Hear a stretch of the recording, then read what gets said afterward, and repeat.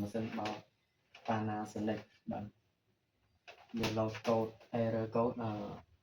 OI 12បាទមកនេះអានោះចេញដល់ពេលវាពិបាកមើល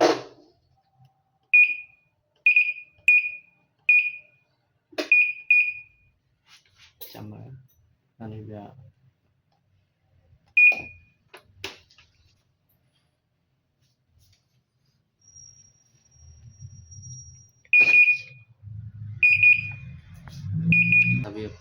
ឆ្លងផ្លូវនេះដល់នេះណាឆ្លងផ្លូវបើមិនជឿឥឡូវខ្ញុំចុចចាប់ឲ្យមើលបាទឥឡូវវា load code OI 12នេះ12មិន O72 ទេកុំយកច្រឡំថាមិន O72 ណាគឺ OI 12ឥឡូវយើងចុចបិទមកនេះបាទចុចបិទហើយវានៅមានភ្លើងមានអីទៀតបាទហើយឥឡូវនេះគឺឆ្លងផ្លូវតែឥឡូវយើងដឹងកូដវាអីថាកូដវាមកពីអីយើងឆែកទៅបាទនេះអាចនឹងមកបញ្ហានេះហើយយើងកាត់វាមកកាត់គោកវាសិនណា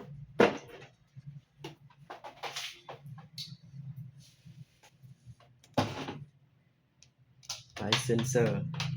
គេហៅ sensor ទ្វារ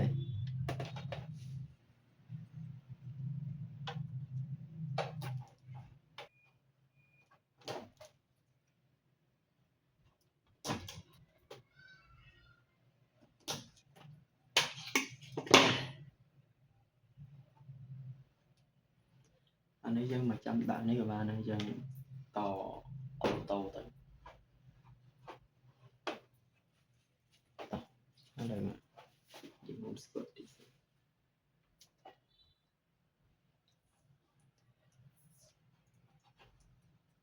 សម្រាប់ពុកម៉ែបងប្អូនដែលគាត់ស្រឡាញ់ចូលចិត្តបាទសេវាកម្មជាងសិនជាខាងខ្ញុំអាចទទួលមកបានហើយកុំភ្លេចជួយ follow page ខ្ញុំម្នាក់មួយផងបាទដើម្បីទទួលបានចំណេះដឹងថ្មីពីខ្ញុំបាទឥឡូវយើងដោតដុយវិញ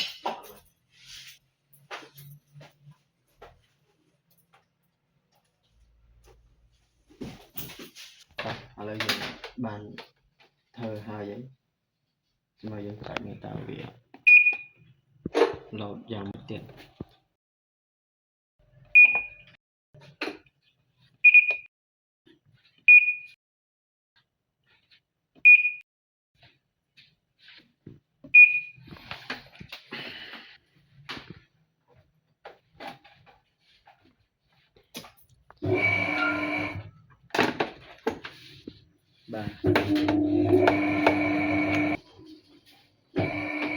បាទម៉ាស៊ីនហ្នឹងគឺយើងបាន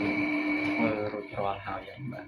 ឃើញវាដំណើរការវាឈប់ load code load អីហ្នឹងបាទឥឡូវម៉ាស៊ីនវាកំពុងតែដំណើរការ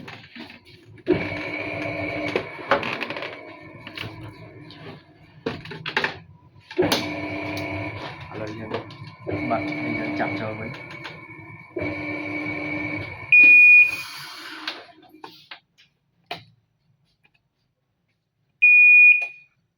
បាទឥឡូវយើងធ្វើឲ្យបានមួយ